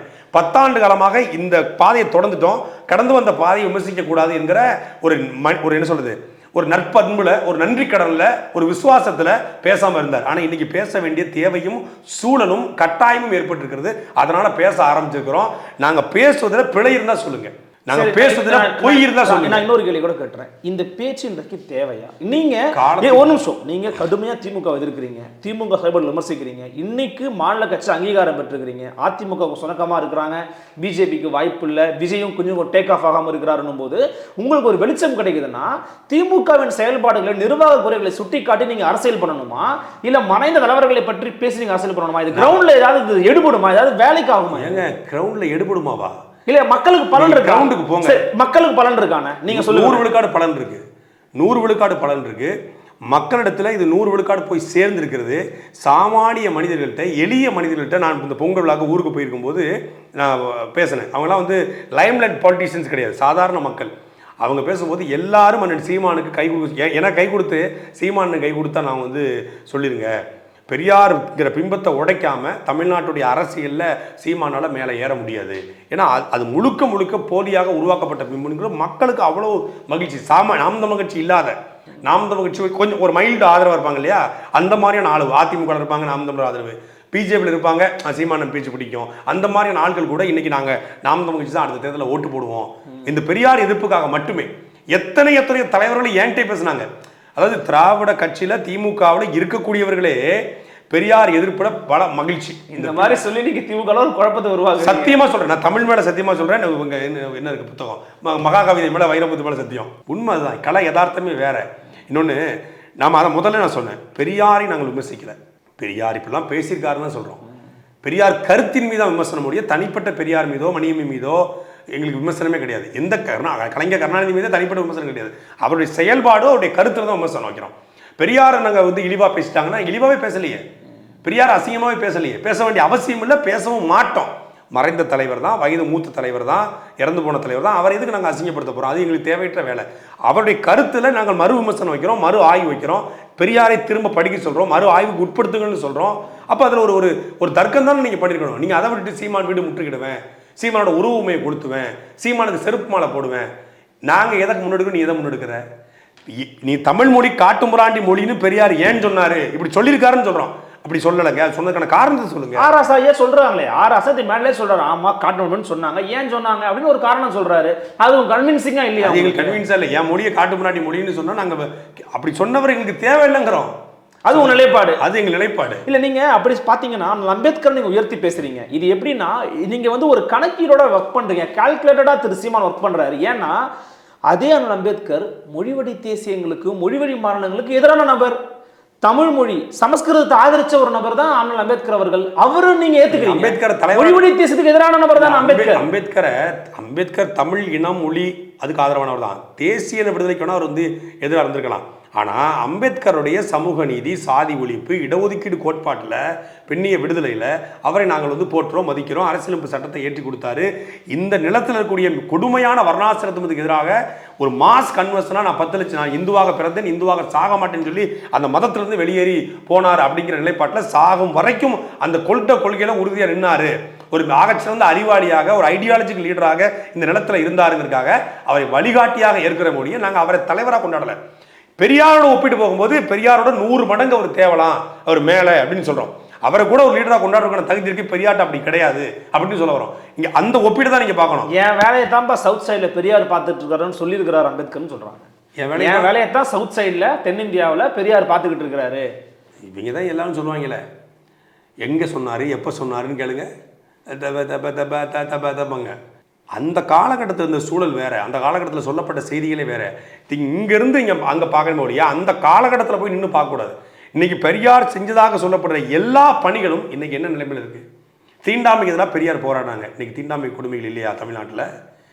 மரியாதைக்குரிய திருமாவளவன் சொல்றாங்க, எவிடன்ஸ் கதிர் சொல்றாங்க, இந்தியாவிலே அதிகமான தீண்டாமை கொடுமைகள் தமிழ்நாட்டில் நடந்து கொண்டிருக்கிறது, வழக்கில் போடப்பட்டிருக்கிறது. சரியான இடத்துக்கு வந்திருக்கிறீங்க. நான் ஒரு நிமிஷம், நீங்க இப்ப கேக்குறீங்க பாத்தீங்களா, தீண்டாமை கொடுமை இருக்கு, சாதி ஆணவ படுகொலை இருக்கு. நேற்று கூட நீலம் மாமலர்கள் நேற்று பெரியாரை பேசக்கூடிய கட்சிகள் என்ன செஞ்சீங்கன்னு நீங்க கேட்கலாம். ஆனா பெரியார் என்ன செஞ்சாரு கேக்குறீங்க? பெரியாரை பேசின கட்சி திமுக, நீ என்ன பண்ணீங்கன்னு கேளுங்க. அது நியாயமான கேள்வி. அந்த நிலைப்பாடு அதுதான் வரும் அடுத்த ஸ்டேஜ். இதை உடைச்சாதான் நாங்க வர முடியும். பெரியார் வந்து சாதி ஒழிச்சாரு, பெரியார் வந்து பெண்ணிய விடுதலை போட்டினாரு, பெரியார் வந்து சமத்துவத்தை போட்டினாரு அப்படின்னு சொல்றீங்கல்ல, அதெல்லாம் பண்ணியிருந்தா இந்த நிலம் அப்படி இருந்திருக்காது. அதான் அப்ப நீங்க என்ன சொல்லணும்னா பெரியாரை பின்பற்றாத திமுக, பெரியாரை போலியா பேசுறீங்க, போலி பெரியாரிஸ்டுகள் பேசுங்க திமுகவை, அது நியாயமான விஷயமா இருக்கும். ஆனா நீங்க ஒட்டுமொத்தமா பெரியாரே போலின்னு நீங்க பேசணும்னு நான் கேட்கிறேன். சாதி ஒழிப்பு பேசுறீங்க, கீழ்வெண்மையில் போயிட்டு கோபாலகிருஷ்ணன் நாயுடுக்கு மறைமுகமாக ஆதரவு கொடுக்குறீங்க, அங்கே கம்யூனிஸ்ட்டை எதுக்குறீங்க. அங்கே வரைக்கும் செம்மனார் கோயில் வரைக்கும் போன நீங்கள் கோபாலகிருஷ்ணன் நாயுடு கண்டித்து ஒரு வார்த்தை கூட பேசலை. எங்கே உங்கள் சாதி ஒழிப்பு இருந்துச்சு? அது ஒரு இன்சிடென்ட், நான் ஒத்துக்கிறேன். இல்ல நான் ஒத்துக்கிறேன், அந்த இன்சிடென்ட்ல பல முரண்பாடான கருத்துக்கள் இருக்கு. ஆனா ஒரு நிமிஷம் இருங்க, தீக்கால சேரக்கூடிய பெரிய வாய்ப்பு உங்களுக்கு இருக்குது. நீங்க போனீங்கன்னா பெரிய லெவல்ல வரலாம். உங்களுக்கு உங்கள மாதிரி சேர விரும்பல சொல்றதை கேளுங்க. அதுல பெரியாருக்கு முரண்பாடான கருத்துக்கள் இருந்துச்சு. பல பேர் தோழர் தியாகம் ஒன்னு சொல்றாங்க. தமிழ்நாட்டிலேயே மிகப்பெரிய வன்கொடுமை கீழ்வெண்மணி படுகொலை. உண்மைதான், நான் மறுக்கவே இல்லை, நான் மறுக்கவே இல்லை. வேங்கவே எல்லாம் ஒரு பெரிய ஒரு இன்சிடென்ட், வேங்கவே ஒரு இன்சிடென்ட், மேல்பாதி ஒரு இன்சிடென்ட் கூட சொல்லலாம். அதே போல தமிழ்நாட்டில் உலுக்கி போட்ட 2 படுகொலைனா தாமிரபரணி படுகொலை, கீழ்வெண்மணி அது சுதந்திரம் அடைஞ்சு திமுக ஆட்சி காலத்தில், திராவிட இயக்கங்கள் உச்சியில் இருக்க காலத்தில், அதிகாரத்துக்கு வந்த காலத்தில் சாதி ஒழிப்பு, சமத்துவம், சமூக நீதி பேசிய கட்சிகள் அதிகாரத்தில் இருக்கும்போது ஒரு பண்ணையாரு எவ்வளவு திமிரும் ஆணவமும் இருந்திருந்தா, அவனுக்கு அதிகார வர்க்கம் சப்போர்ட்டிவா இருந்திருந்தா ஒரு கொலை எப்படி நடக்கும்? அதிகார வர்க்கத்துடைய சப்போர்ட் இல்லாமல் நடக்குமா? அந்த காலகட்டத்தில் பண்ணை அடிமை நம்ம கேள்விமணினா ஏதோ ஒரு 500 வருஷத்துக்கு முன்னாடி இல்லை, 50 வருஷத்துக்கு முன்னாடி தான் பீக்கில் இருந்திருக்கு. அப்போ பெரியாரும் பீக்கில் தான் இருந்தார். பெரியாரும் அன்னைக்கு ஒரு 90 வயசு ஆயிருந்தாலும் கூட அவர் ஆக்டிவாக செயல்பட்டு தான் இருந்தார், போய்கிட்டு தான் இருந்தார். எல்லாத்துக்கும் போனவர், எல்லாத்துக்கும் பேசணும் சொல்கிறாங்க. வைக்கத்துக்கு போனார், வைக்கம் வீரர்னு சொல்கிறாங்க. வைக்கம் தெருக்கள் நடக்கக்கூடாதுங்கிறதுக்காக போராடணும். நீங்கள் கீழ்வெண்மணிக்கு ஏன் போகலை? அந்த மரணத்துக்கு ஏன் குடியரசு விடுதலையில் நீங்கள் ஒரு கட்டுரை கூட வடிக்கலை? அப்போ உங்களுடைய சாதி பற்று இருந்தது என்று நான் சொல்லலை. ஒட்டுமொத்தமான தமிழ் தேசியவாதிகள் 50 ஆண்டு காலமாக பெரியார் மீது வைக்கக்கூடிய மிகப்பெரிய குற்றச்சாட்டு. அந்த குற்றச்சாட்டுக்கு இதுவரைக்கும் சரியான மறுப்பு திராவிட இயக்கத்தினமோ இல்லை பெரியாரிஸ்டமோ வந்ததே கிடையாது. ஏன்னா அவர் அப்பட்டமான சாதி வெறியர், சுயசாதி வெறியர். இங்கே சாதி ஒழிப்புங்கிறது தன் சாதி தவிர பிற சாதி ஒழியணும். கம்யூனிஸ்டுகளால் தான் கம்யூனிஸ்டுகள் அரசாங்கத்தை இறங்கி போக வேண்டியதானே. கம்யூனிஸ்டுகள் ஏதோ போராட்டம் பண்ண போய் விவசாயிகள்லாம் கொண்டிருக்கான். அப்படி எல்லா இடத்துலையுமே முதலாளிகளுக்கு ஆதரவாக இவர் ஒரு முதலாளி, இவர் ஒரு ஃபவுண்டர், இவர் ஒரு முதலாளி. யார் பக்கம் நிற்பா? முதலாளி பக்கம் தான் நிற்பான். எப்போதும் தொழிலாளி தான் தொழிலாளி பக்கம் நிற்பான். ஒடுக்கப்பட்டவன் தான் ஒடுக்கப்பட்ட நிற்பான். அம்பேத்கர் ஒடுக்கப்பட்டவர். அவர் ரயிலில் ஏறக்கூடாது, மாட்டு வீட்டில் போகக்கூடாது, தண்ணி குடிக்கக்கூடாது, ஒன்றா உட்காரக்கூடாதுங்கிற கீழ் நிலையில், இழிவு நிலையில், அடி நிலையில் இருந்து வந்ததுனால அந்த வலியை போக்க ஒருத்தன் வெடிச்சு கிளம்பி படித்து அதை தொடக்க நினைச்சான். படித்து தொடக்கின்றா அப்படின்னு. இவர் அப்போ கிடையாது. சொஃபஸ்டிகேட்டடா 19 வயசுல 13 வயசு பிள்ளைய கல்யாணம் பண்ணார், பொருந்தா திருமணம். 72 வயசுல 32 வயசு பொண்ணை கல்யாணம் பண்ணார், பொருந்தா திருமணம். ரெண்டுமே 19 வயசு வரைக்கும் மைனர் குஞ்சா வாழ்ந்து ஊரில் நல்லா முதலாளியை தெரிஞ்சு நல்லா ஒரு பண்ணையாராக இருந்து அதுக்கப்புறம் சரி பேசுவோம், இந்த எப்படி இப்போ இன்படுத்தி ஸ்டாலின் ஒரு 10 சினிமாவில் நடிப்போம், அப்புறம் துணை முதலமைச்சர் ஆகும், அப்புறம் முதலமைச்சர் ஆகும் அப்படின்னு இன்படுத்தி ஒரு கனவுல இருக்காரோ, உதயநிதி ஒரு கனவுல இருந்தாரோ, அதே போல் இந்த பணக்கார வீட்டு பிள்ளை எப்படி இருக்கும்? சரி இந்த சமூகத்துக்கு நம்மளும் பேசி வைப்போம். ஒரு தலைவன்னா ஒரு பெர்ஃபெக்ஷன் இருக்கணுங்க, ஒரு ஒழுக்கம் இருக்கணுங்க. எதுக்கு தாடி வச்சுக்கின்னு கேட்டால் சேவை பண்ணதுக்கு நேரம் இல்லை. நீ உன்னை பின்பற்றவன் விளங்குவானா? அப்போ அவனுக்கு என்ன சமூகப்பட்டிருக்கும்? என்ன அவன் பாருங்க, பெரியாரிஸ்ட் எவனுக்குமே சமூகப்பட்டே இருக்காதுங்க. மகனும் பேசுவான், விபச்சாரின்னு பேசுவான், அடுத்தவன் பொண்டாட்டி பற்றி பேசுவான், அடுத்தவன் அம்மாவை பற்றி பேசுவான். நான் பேசக்கூடாதுன்னு நினைச்சேன். நான் பெரியாரை பற்றி கேள்வி கேட்டால் பெரியாருடைய குடும்பத்தை பற்றி பேசலை, பெரியாரிஸ்டோட குடும்பத்தை பற்றி பேசலை. நான் பேசியதற்கு என்னுடைய குடும்பத்தை பற்றி ஒட்டுமொத்த பெரியாரிஸ்டும் பேசுகிறான். ஒட்டுமொத்த பெரியாரிஸ்டும் திகால அத்தனை பேரும், திமுக அத்தனை பேரும் என் குடும்பத்தை பற்றி, என் மனைவி பற்றி பேசுகிறான். நான் இது வரைக்கும் எங்கேயும் பதிவு செய்ய, இப்போ பதிவு செய்ய விரும்புகிறேன். நான் பசுமொன் படம் பார்க்குறேன். பசுமொன் படத்தில் இந்த மாதிரி ஒரு காட்சி வருது. கணவர் இறந்துடுறாரு. கணவர் இறந்த உடனே சிவகுமார் போய் அந்த பொண்ணை திருமணம் பண்ணிக்கிறாரு. அது எனக்கு ஏதோ ஒரு உளவியலாக ஒரு பெரிய ஒரு மன டிஸ்டர்பன்ஸ் ஆகிடுது. அந்த நேரத்தில் 2010 நான் கட்சியில் சேர்றேன், நாம் தமிழ் கட்சியில். அப்போது புதுக்கோட்டை முத்துக்குமார் படுகொலை செய்யப்படுறாரு. 2010 சேர 2011 அவர் கொலை செய்யப்படுறாரு. பல்வேறு காரணங்களுக்கு சொல்லப்படுது. அப்போ 2010 அதுக்கு எனக்கு இந்த குடும்பமும் தெரியாது, முத்துக்குமார் யாருக்கும் தெரியாது, எனக்கு தெரியாது. நான் கட்சியில் 2000 திருச்சியில் இருக்கிறேன். அப்போது 2012 வாக்கில் எனக்கு ஒரு அழைப்பு வருது. ஓகே, இந்த மாதிரி புதுக்கோட்டையில் முத்துக்குமாரனுடைய மாமனார் காளிமுத்து கார்டியாக் அரெஸ்ட் ஆயிடுச்சு, திருச்சிக்கு மருத்துவமனை கொண்டு வந்துட்டு இருக்காங்க அப்படின்னு சொல்கிறாங்க. அப்போ நான் மருத்துவ பிரதியாக இருக்கிறேன். ஓகே, நான் 24 வயசு தான், நான் மருத்துவ பிரதியாக இருக்கிறேன், பணியில் இருக்கிறேன். உடனே எனக்கு திருச்சி பிரபு, அன்றைக்கி மாவட்ட செயலர் திருச்சி பிரபு தான் எனக்கு அழைக்கிறாரு. இப்போ வெளியேறிட்டார் அவங்க வழக்கறிஞர். அவர் அழைச்ச உடனே நான் உடனே சரின்னு சொல்லி திருச்சி, இன்னைக்கு காவேரி ஹாஸ்பிட்டல், அன்றைக்கி கேஎம்சி ஹாஸ்பிட்டல், கேஎம்சியில் எனக்கு தெரிஞ்ச மருத்துவர் இருந்தாங்க. உடனே கூப்பிட்டு பேசி, மருத்துவர் அரவிந்த்குமார் அவங்களாம் கூப்பிட்டு பேசி அவரை கொண்டு வந்து அட்மிட் பண்ணி எல்லாம் இது பண்ணுறோம். மறுநாள் குளத்தூர் மணி இருந்து பார்க்குறாரு, சீமானந்தம் ஃபோனில் பேசுகிறாங்க. அப்போ கூட யார் இருக்கான்னு துரைமுருகன் ஒரு பையன், யார் சீமானுக்கு எனக்கு தெரியவே தெரியாது, எனக்கு பெருசாக தெரியாது. துரைமுருகன் ரொம்ப தீவிரமாக கட்சி பண்ணல ஈடுபட. ஆமாம், நான் எப்பயாச்சும் போவேன், எப்பயாச்சும் வருவேன், அவ்வளோதான். வாரத்தில் ஒரு தடவை போவேன், நான் வேலையை பார்த்துட்டு இருந்தேன். அப்போது அங்கே ஒரு பொண்ணு வருது. அப்போ நான் வந்து முத்துக்குமாரனுடைய மனைவி வந்து வேற யார் போல, அவங்க வேற யார் போல, இவங்க இந்த பொண்ணுன்னு சொல்லி பேசியிருக்கேன். ரொம்ப சோகமாக உட்காந்துருக்காங்க. அப்போ அந்த அம்மாட்ட கேட்டேன், இது யார் மனு, என் பொண்ணு தான், இவங்க தான் முத்துக்குமார் வந்து கெட்டியிருந்தார் அப்படின்னே. ரொம்ப சின்ன பொண்ணாக இருக்குது. எனக்கு பார்த்து பயங்கர அதிர்ச்சி. என்னடா அது இறந்து போயிட்டான்னு சொல்கிறாங்க, ரொம்ப சின்ன பொண்ணாக இருக்குன்னு. அவங்க சென்னையில் பணி செய்யறதா சொன்னாங்க. ரொம்ப அதிர்ச்சியாக இருந்துச்சு எனக்கு. அப்போ அப்போலாம் எனக்கு ஒன்றும் இது இல்லை. அப்புறம் அவங்க குடும்பத்தோட நேரடியாக பேசுகிறேன், பழகிறோம். திருப்பி சென்னையில் வந்து அப்போலோ மருத்துவமனை கொண்டு வராங்க. அப்போலோ மருத்துவமனை நான் வந்து பார்த்துக்கிறேன். அவங்க யாருமே இல்லை அந்த நேரத்தில், யாருமே அவங்க உதவி செய்ய ஆள் கிடையாது. அந்த அம்மாவும் மாதரசி மட்டும் தான் இருக்காங்க, 2 பேரும் தான் இருக்காங்க. 2 பேரும் வந்து தனியாக இருக்காங்கன்னா நானும் புதுக்கோட்டையில் இன்னொரு தம்பி ஒருத்தர், 2 பேரும் அந்த ஆம்புலன்ஸ்லேயே கூட வந்து சென்னை அப்போலோட சேர்த்துட்டு, அப்புறம் சீமான் அப்போலோவில் வந்து பார்த்துட்டு கூட வந்து பார்த்துக்கடா. அப்போ தான் சீமானா என்ன நேரடியாக பேசுகிறாங்க. அது கூட பெருசாக பேசுறது கிடையாது. பார்த்துக்கடா அப்படின்னு சொல்லி இது பண்ணார். ஆனால் என்னை முகம் தெரியும் அவருக்கு, திருச்சியில் இருக்க தம்பி அப்படின்னு. பார்த்துக்கிறேன்னு சொல்லிட்டு போகிறாரு. அதுக்கப்புறம் தொடர்ச்சியாக நான் மெடிக்கல் ரெப்னால இந்த மருந்துகள் குறித்து அடிக்கடி ஐயா கிட்ட பேசுவேன், யார்கிட்ட, காளிமுத்து ஐயாட்ட. அப்போ அடிக்கடி பேசும்போது அவங்க வீட்டுக்கு போக வர வைக்க ஒரு நட்பாயிருது. நல்ல தமிழ் குடும்பம் அப்படிங்கும்போது அவங்களுக்கு பெரியதாயிருது. அப்போ 2013 வாக்கில் அண்ணன் சீமான் அவர்கள் வீட்டுக்கு ஒரு நாள் வரேன். அப்போ பேசிகிட்டு இருக்கும்போது பேச்சு வருது.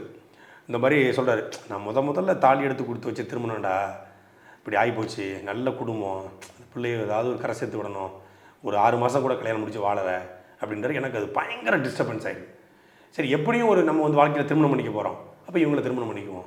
ஓகே, நீங்கள் சுயமாக அப்படி முடிவு எடுக்கிறேன். நான் தான் சுயமாக முடிவெடுத்து அப்போவே அண்ணன் சொன்னேன், நான் கல்யாணம் பண்ணிக்கிறேன் அப்படின்னு. என்ன வேறு சமூகம்னு சொல்லுவாங்க, அது ஒன்று தான், நான் பேசிக்கிறேன், வீட்டில் பேசிக்கிறேன். என் தங்கச்சி ஒன்று இருக்குது, தங்கச்சி மட்டும் கட்டி கொடுத்துட்டு நான் கல்யாணம் பண்ணிக்கிறேன் அப்படின்னு. நான் இது வரைக்கும் ஆச்சு, எங்கேயுமே ரிவீல் பண்ணது கிடையாது. இதை பார்த்தா கூட அவங்க சங்கடப்படக்கூடாது, எனக்கு 2 பிள்ளைகள் அவங்க சங்கடப்படாதுன்னு சொல்லி நான் பேசுறது கிடையாது. ஆனால் இவர்கள் வந்து விமர்சிக்கிறது அவ்வளவு பெரிய வலியை வந்து அவங்களுக்கு கொடுக்குது. ஓகே, அவங்க வந்து ஒரு பெரிய போராடி குடும்பம். அவருக்கு வந்து 42 வயசு ஆச்சு. அப்போ இவங்களுக்கு 24 வயசு தான். அவங்க வீட்டில் வந்து ஃபோர்ஸ்ஃபுல்லாக திருமணம் பண்ணி வைக்கிறாங்க. திருமணம் பண்ணி வச்ச ஒரு 3 மாதத்தில் அவர் கைது செய்யப்பட்டு 6 மாதம் ஜெயிலுக்கு போயிடுறாரு. ஜெயிலேருந்து வெளியே வந்து அவர் வெட்டி கொலை செய்யப்படுறாரு. இப்போ நான் முத்துக்குமாரோடைய நினைவிடத்தை உடைச்சிட்டேன்னு சொல்கிறதுலாம் எனக்கு அவ்வளோ ரொம்ப சங்கடமாக இருக்கும். முத்துக்குமாரனை வந்து எனக்கு ஒரு அண்ணன் மாதிரி தானே எனக்கும். ஏன்னா கட்சியில், நம்ம தமிழ் கட்சியில் ஒரு அண்ணன் மாதிரி.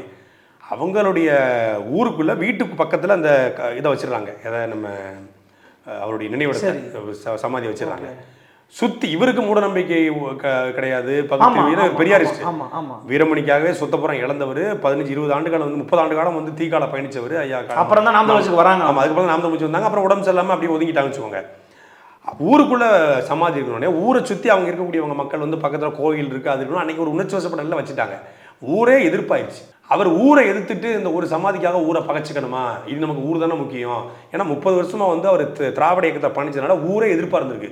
ஊரில் வந்து அவர் வந்து பெருசாக அணுக முடியல. இனி ஒரு வயசான காலத்தில் அடுத்து பொண்ணுங்களுக்கு கல்யாணம் பண்ணணும், இன்னொரு பையன் இருக்கிறான், அவனுக்கு கல்யாணம் பண்ணும்போது ஊருக்காரங்க தேவைப்படுறாங்க, 4 பேர் சொந்த பந்தம் பங்காளி தேவைப்படும். இந்த ஒரு சமாதிக்காக ஊருக்காரன் பகிர்ந்து சமாதி அவராக அப்புறப்படுத்தார். உண்மையிலே அதை அப்புறப்படுத்தவும் தெரியாது எனக்கு தெரியும். எனக்கு வந்து ரொம்ப நாள் கழிச்சா எனக்கு அவர் அப்புறப்படுத்திட்டாங்கன்னு தெரியும். நாங்கள் பெருசாக நான் போகலாம் மாட்டேன். நான் ரொம்ப ரேராக தான் வடகாட்டுக்கே போகிறது. திருச்சி வந்தாலும் கூட ரொம்ப வேலை தலைஞ்சிட்டு இருப்போம். அப்போ அதில் நீ சம்மந்தப்படுத்தி பேசுறது, மனைவியை வந்து இழிவுபடுத்துகிற மாதிரியான பேசுறது, நீ பெரியார் மட்டும் இல்லைன்னா நீ இப்படி திருமணம் பண்ணியிருப்பியா அப்படின்னு கேட்குறதுலாம் வந்து அது எவ்வளோ பெரிய வழியை வந்து அந்த சம்மந்தப்பட தெரியும். நம்ம நினச்சது ஒரு நல்ல குடும்பம், அந்த குடும்பத்தில் பிறந்த ஒரு பெண் வந்து இப்படி கஷ்டப்படுறாங்க. ஒரு தமிழ் குடும்பம், ஒரு தமிழ் தேசிய குடும்பம், தலைவர் பிரபாகரனுக்கு தெரிந்த குடும்பம். தமிழ்நாட்டில் ஒரு 10 குடும்பத்தை தலைவர் பிரபாகரனுக்கு தெரியும்னா அதில் எங்கள் மாமனாருடைய குடும்பத்துக்கு தெரியும். அந்த ஈழ போராட்டத்தில் அன்றைக்கி வேலூர் சிறையிலிருந்து தப்பித்து வந்த போராளிகளை வந்து வீட்டில் வச்சு மிகப்பெரிய நெருக்கடிக்கு மத்தியில் பாதுகாத்த ஒரு குடும்பம், ஈழ போராளிகளோடு தொடர்பு வந்த குடும்பம். கடைசி காலகட்டம் வரைக்குமே ஈழத்திற்கு ஏதாவது ஒரு வகையில் வந்து இங்கிருந்து உணவு பொட்டலங்களையும் இங்கிருந்து மருந்து மாத்திரையும் அனுப்பி வைத்த ஒரு குடும்பம். அதெல்லாம் வெளியே தெரியாது. அப்படிப்பட்ட ஒரு குடும்பத்துடைய ஒரு பெண்ணை வந்து நம்ம கல்யாணம் பண்ணிக்கும்போது ஒரு பெருமையை நம்ம நினைக்கும் போது அதை சிறுமைப்படுத்துவது போல இந்த கும்பல் தனிப்பட்ட முறையில் பேசுவது என்பது, இதுதான் பெரியார் உங்களுக்கு கற்றுக் கொடுத்த பகுத்தறிவு சுயமரியாதை சிந்தனையா? இதான் உங்களுக்கு பெரியார் கற்றுக் கொடுத்த மொழிப்பற்று இனப்பற்றா அப்படிங்கிற கேள்வி பிறகுதுல. அப்போ நம்ம ஒரு தனிப்பட்ட முறையில் ஒருத்தன் செய்கிற ஒரு நல்ல செயலை கூட இழிவுபடுத்தணும் அப்படின்னு நினைத்து அதை வச்சு டேமேஜ் பண்ணா நினைக்கும் போது அதை வச்சு டேமேஜ் பண்ண போகிறது இல்லை. என் பிள்ளைகளுக்கு தெரிஞ்சா வருத்தப்படுறதுக்கு ஒன்றும் இல்லை, வருத்தப்படுறதுக்கும் அப்படி பண்ணக்கூடாதுங்கிறது தான் சரி. அந்த மாதிரி செய்யக்கூடாது. நான் எதுக்காக சொல்ல வந்தேன்னா, அப்படிப்பட்ட குணம் படைத்தவர்கள் தான் இந்த பெரியாரிஸ்டுகள். ஏன்னா அவனுக்கு வந்து மொழிப்பற்று கிடையாது, இனப்பற்று கிடையாது, குடும்பப்பற்று கிடையாது, சக நண்பர்கள் பற்று கிடையாது. அவன் வந்து தன்னை எதிர்க்கிறவன் இருந்தால் அவனை எந்த அளவுக்கும் போய் டேமேஜ் பண்ணலாம். இப்போ நமக்கு ஒரு சமூக பொறுப்பு இருக்குது, நமக்கு சொந்த பந்தங்கள் இருக்காங்க, அண்ணன் தம்பி இருக்காங்க, அக்கா தங்கச்சி இருக்காங்க, ஒரு சமூகம் இருக்குது, ஒரு அமைப்பு இருக்குது, ஒரு குடும்பம் இருக்குது. அந்த குடும்பம் அந்த அமைப்புலாம் இருக்குன்னு நினைக்கக்கூடியவங்க நம்ம. அவன் அது எதுவுமே இருக்கக்கூடாதுன்னு நினைக்கிறான், எதுவுமே இருக்கக்கூடாதுங்கவன். அப்போ எப்படி அடுத்தவனுடைய அவனுக்கு இதில் பேசினால ஒருத்தன் காயப்படுவானே அப்படின்னு கூட நினைக்காம காயப்படுத்தணும்னு பேசலாம் பாருங்க. அப்போ காயப்படுத்தணும்னு நினைக்கும் போது நம்ம எது காயப்படணும்? இல்லை, காயப்படுறதுக்கு ஒன்றும் இல்லை. இப்போ இவங்க பேசி நமக்கு ஒன்றும் ஆக போகிறது இல்லை. ஆனால் அடுத்தவன் காயப்படணும்னு நினச்சி பேசுகிறான்னா அவன் எவ்வளவு இழிவானா இருப்பான். அப்படிப்பட்ட கூட்டத்தை தான் இந்த பெரியார் கும்பல் உருவாக்கியிருக்கு. அவன் பேசுறது முழுக்க பாருங்க, சீமானனை தேமகன் என்று அழைத்த கொளத்தூர் மணி தம்ப்நெயில் வைக்கிறான். ஏன் உங்கள் அம்மாவை நான் பெரியம்மான்னு கூப்பிடுறேன், நீ எங்கள் அம்மாவை அம்மான்னு கூப்பிடுற, எங்கள் அம்மா தேனா உங்கள் அம்மா யாரு அப்படி ஒரு கேள்வி பிறக்குதுல்ல. அந்த மாதிரி கண்டிப்பாக பண்ணக்கூடாது. ரொம்ப நான் உன்னை அண்ணன் அழைக்கிறேன், கொளத்தூர் மணியை நான் அண்ணன் அழைக்கிறேன், நீ என்னை தம்பின்னு அழைச்சிருக்கிற. சீமானன்னா உனக்கு தம்பி, சீமானன் அண்ணன் அம்மாவை இழிவுபடுத்துறா. அப்போ உங்கள் அம்மா யாரு? நீ எனக்கு அண்ணன் தானே. இப்படி பேசுவது எவ்வளோ வரைய கேவலம். சீமானன் அம்மா வந்து கொளத்தூர் மணிக்கிட்ட சொன்னாங்களாம், அவன் கெட்ட வார்த்தையில் பேசுகிறான்னு. கொளத்தூர் மணிக்கு இதெல்லாம் ஒரு அழகா இதெல்லாம். சீமானன் அம்மா ஏதோ ஒரு வருத்தத்தில் கூட சொல்லியிருக்கலாம், சொன்னாங்களான்னு கூட தெரியல.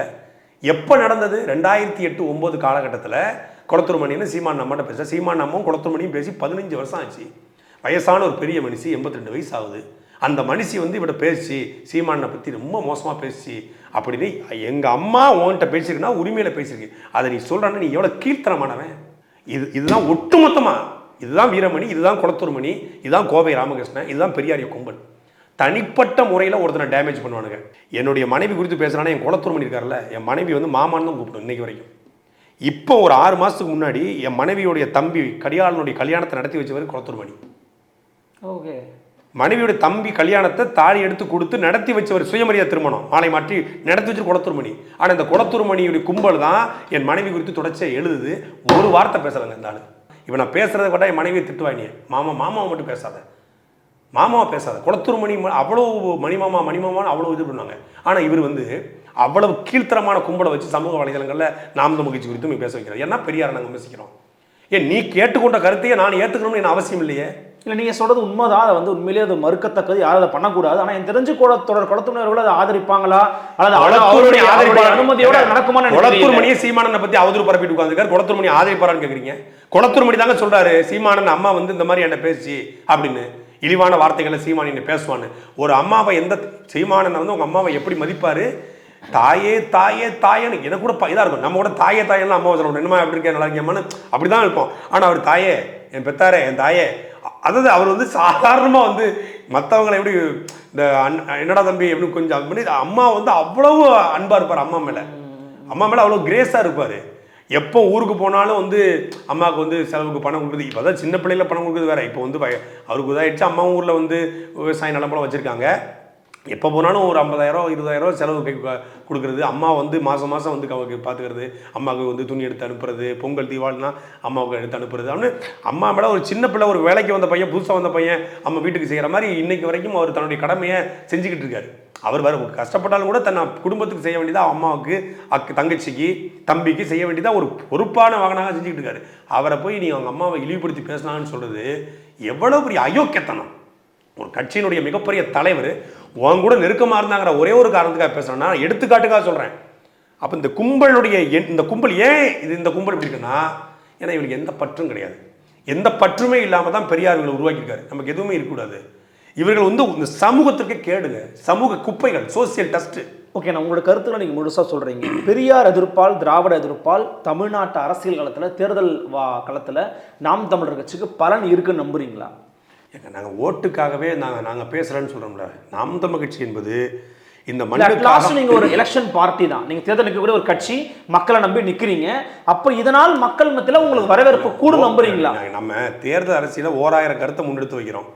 இயற்கை வேளாண்மை குறித்து பேசுகிறோம், நீர்வளம் நிலவளம் குறித்து பேசுகிறோம், காடு வளம் கனிமூலம் குறித்து பேசுகிறோம், ஊழல் லஞ்சம் குறித்து பேசுகிறோம், பாலியல் வன்கொடுமைக்கு எதிராக பேசுகிறோம், எவ்வளவோ கருத்துக்கள் முன்வைக்கிறோம். அதனாலெல்லாம் விழாத ஓட்டு பெரியாரை பேசினா குறைஞ்சிரும், பெரியாரை பேசினா விழுந்துரும் அப்படின்னு நாங்கள் நினைக்கல. பெரியார் என்கிற பிம்பம் என்பது அவர் சொல்லியிருக்கிற கருத்துக்கள் முழுக்க முழுக்க தமிழ் சமூகத்துக்கு எதிரான கருத்துக்களாக இருக்கிறது என்பதை மறுஆய்வு செய்து இந்த நிலத்தில் இந்த களத்தில் இப்போதைக்கு சொல்ல வேண்டியது காலத்தின் கட்டாயம். இப்போ சொல்லலைன்னா எப்போவுமே சொல்ல முடியாது. அது ஒரு பெரிய பிராண்டாகவே இருக்கும். பெரியாரை ஒரு சாக்ரட்டிஸுக்கு இணையாக ஒப்பிடுவதும், பெரியாரை வந்து பெரிய பிடல் காஸ்ட்ரோ சேகோரஞ்சுக்கு போராளியாக ஒப்பிடுவதும், பெரியாரை வந்து ஒரு பெரிய மொழி அறிஞர், அவர் இல்லைன்னா கம்ப்யூட்டருக்குள்ளே போய் மொழி உட்காந்துருக்குமான்னு கேட்குறான். டேய் என்னடா உலகம் வந்து எங்கே நோக்கி போயிட்டு இருக்கு? பெரியார் ஏதாவது புதுசாக சார்லஸ் பேப்பேஜா கம்ப்யூட்டரை கண்டுபிடிச்சாரா, இல்லை செல்ஃபோனை கண்டுபிடிச்சாரா, இல்லை ஏதாவது இதை வாட்ஸ்அப் ஃபேஸ்புக் ட்விட்டரை கண்டுபிடிச்சிட்டு போனாரா? என்ன கண்டுபிடிச்சாரு? வாய்க்கு வந்ததை கண்டபடி அந்த நேரத்தில் பேசிக்கார். மரியாதைக்குரிய தமிழ்நாட்டுடைய முன்னாள் முதலமைச்சர் ஐயா கலைஞர் கருணாநிதி அவர் முரசொலியில் எழுதுவார், பெரியார் கும்பல் வாடகைக்கு கிடைக்கும் தேர்தல் நேரங்களில் குறைந்த விலைக்கு அப்படின்னு போறாரு. அதாவது அன்னைக்கு இந்த திருமுருகன் காந்தி இன்னைக்கு இருக்கார் இல்லையா, இன்னைக்கு இந்த ஒரு ஒரு போராட்டம் ஆர்ப்பாட்டம்னா ஒரு டீமை வந்து பண்ணிட்டு போவாங்க அப்படிங்கிற மாதிரி அன்னைக்கு பெரியார் கும்பல் வந்து இந்த வேலையை பார்த்துருக்காங்க. சமூக கட்டமைப்புகளை பூரா உடைக்கணும் அப்படிங்கிற பேரில் இந்த சமூகத்தை சீரழித்திருக்காங்க. அப்படி ஒரு சீரழிவான கும்பல் இன்னைக்கும் தமிழ்நாட்டில் இருந்து கொண்டிருக்கிறது. அவர் எடுத்து வச்ச எந்த போராட்டமும் தமிழ்நாட்டில் வெல்லவே இல்லை. ஏன்னா வென்றிருந்ததா இன்னைக்கு தமிழ்நாட்டில் வந்து எவ்வளவோ மாற்றங்கள் நிகழ்ந்திருக்கும். அப்படி பெரியாருடைய கருத்துக்கள் முழுமையாக ஏற்கப்பட்டுருச்சு அப்படின்னா சாதின்னு ஒன்று இல்லாமல் போயிருக்கும். பேருக்கு பின்னாடி சாதி இல்லை, ஆனால் ஒவ்வொருத்த மனசுக்குள்ளேயும் சாதி இருக்குது. அந்த சாதி கட்சிகளோட கூட்டணி வச்சு அந்த சாதி சங்கங்களை ஆதரித்து அப்படியே அந்த அமைப்பை அப்படியே வச்சுக்கிட்டாங்க.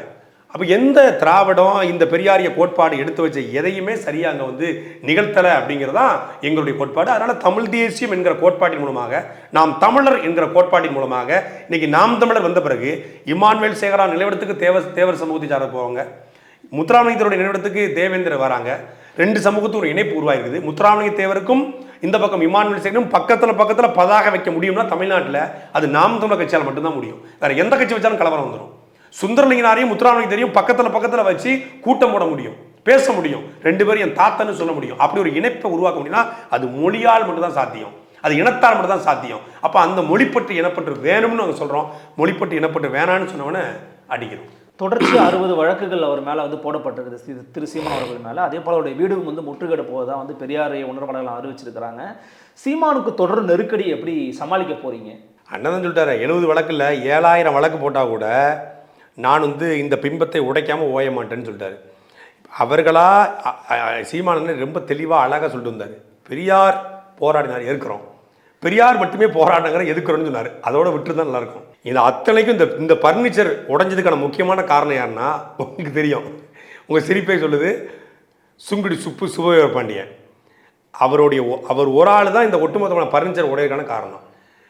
பெரியாரை இழிவுபடுத்திய சீமானை கண்டித்து கண்டன ஆர்ப்பாட்டம்னு சொல்லி கண்டன ஆர்ப்பாட்டம் போட்டிங்க. சரி, கண்டன ஆர்ப்பாட்டத்தில் பெரியார் இப்படிலாம் பண்ணியிருக்காருங்க, பெரியார் இப்படிலாம் பண்ணியிருக்காருங்க அப்படின்னு பேசினா சரி, அதை எதுவுமே பேசலை. சீமானனை தனிப்பட்ட திட்ட விட்டு வேடிக்கை பார்க்குறது. இந்த வயசான காலத்தில் சில பெரிய மனுஷங்களால் சில விஷயங்கள் முடியாது என்ன பண்ணுவாங்கன்னா, சின்ன பசங்களை கூப்பிட்டு வச்சு உனக்கு கல்யாணம் முடிஞ்சிட்ட, எப்படி இருக்க, பொண்டாட்டி கூட மகிழ்ச்சியாக இருக்கியா அப்படின்னு அந்த கதைகளை கேட்டு ரசிச்சுக்குவாங்க. முடியாதுல்ல வயசான காலத்தில். முடியாதவங்க வந்து என்ன பண்ணுவாங்க, கதைகளை கேட்டுக்குவாங்க, இல்லை வந்து படம் பார்ப்பாங்க, இல்லை புத்தகம் படிப்பாங்க, படித்து தங்களுடைய ஆசாபாசங்களை தீர்த்துக்குவாங்க. அது மாதிரி இவர் வந்து சின்ன சின்ன பசங்களை கூட்டு வச்சு சில்லுவாரி நாயக, இந்த வந்து பாஞ்சில்ற பயலுக, பொறிக்கு பயல்களை கூட்டு வச்சு சீமானனை திட்ட விட்டு ஆர்கசம் அடைஞ்சிக்கிறாரு சுப்பர பாண்டியன். நீங்கள் உண்மையிலே பெரியாரிஸ்ட், பக்கா பெரியாரிஸ்ட்னா நீங்கள் ஆதாரத்தோடு பேசுங்க. பெரியாருடைய சமூக நீதி கோட்பாடுகளை, கருத்துக்களை பெரியார் பேசுனதே பேசுங்களேன். பேச முடியல உங்களால். அப்படி அந்த மாதிரி கூட்டத்தில் போட்டு அண்ணன் சீமானுடைய தொடர்ச்சியாக இழிவுபடுத்தினால தான் இந்த பிம்பத்தை உடைப்போம்டா. இழிவே படுத்தலவர், இழிவுபடுத்தியதாக சொல்லி ஆர்ப்பாட்டம்னு சொன்னார்ல, அப்போ தான் டென்ஷன் ஆகிட்டார். போடு. இப்போ என்கிட்ட இது வரைக்கும் சீமானே இப்படி சொன்னதே இல்லை தம்பி. இந்த ராமசாமி மேட்டரில், இந்த ஈவேரா மேட்டரில் எந்த எக்ஸ்ட்ரீமுக்கும் நம்ம போவோம் தம்பி. இதனால் நமக்கு என்ன ஆனாலும் பரவாயில்ல, எல்லாரும் தயாராகிக்கோங்க. எந்த எக்ஸ்ட்ரீமுக்கு நம்ம போவோம், கட்சியை தயாராக ஆமாம் மொத்தமாக சொல்லிட்டாரு. எந்த எக்ஸ்ட்ரீமுக்கு நம்ம போவோம், எந்த ஈரோட்டு பகலம்னு சொன்னாங்களோ அங்கே வச்சு உடைப்போம், அவங்க முடிஞ்சதை பார்த்துக்கிட்டோம் அப்படின்னு ஒரு தயாராக. பேசுவீங்களா? 100 விழுக்காடு பேசுகிறேன்னு இருக்காரு. 24ஆம் தேதி இறங்குறாரு, 100 விழுக்காடு பேசுகிறேன்னு இருக்காரு. அமைதியாக இருந்தால் நான் அமைதியாக மக்கள்கிட்ட ஓட்டு கேட்டு போவேன், இவன் டென்ஷன் பண்ணான்னா நடக்கிறதே வேறங்கிறது அவருடைய கருத்து. நீதிமன்றங்களில் 1000 ஆதாரங்கள் இருக்குது. பெரியார் வந்து எப்படியெல்லாம் இந்த சமூகத்துக்கு எதிராக செயல்பட்டார் பேசினாருங்கிறது. அது அத்தனை ஆதாரங்களையும் ஈவேரா சிந்தனைகள்னு சொல்லி மரியாதைக்குரிய எங்கள் ஐயா ஆணைமுத்தே தொகுத்து வச்சிருக்காரு.